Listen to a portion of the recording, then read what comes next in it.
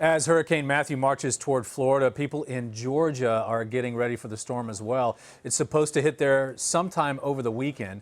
Edward Lawrence is in Savannah, Georgia. So what are the conditions like where you are right now?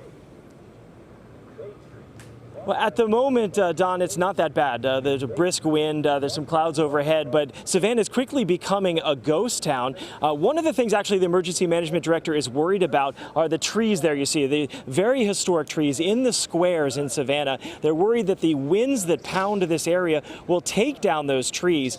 She is very concerned about. The other thing that the emergency management director is concerned about is the tidal surge. When you start talking about a 10+ feet of tidal surge in this area, that could be very dangerous. Savannah has several rivers and tributaries that come in the area. This area does flood on occasion, and they say that if you get a 7+ feet of tidal surge, you could see a lot of Savannah underwater, so they're very concerned about that.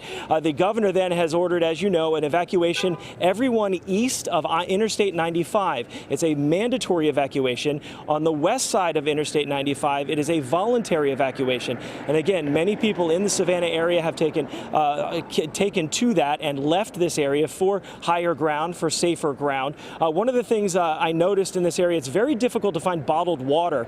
We went to several stores, convenience stores and grocery stores are completely out of bottled water in this area. So those people who are riding out the storm are stocking up on those supplies. Now, the governor of Georgia has declared a state of emergency. He has the National Guard organized to help out if needed. He says that he also talked with President Obama. The president told him that Georgia would get all of the resources that they needed to ride out the storm and the aftermath of this storm. Don, again, the governor saying that if you are east of Interstate 95, you need to evacuate before this weekend. Savannah is one of the most beautiful cities in the U.S., and I know it has a lot of those historic trees that you were mentioning.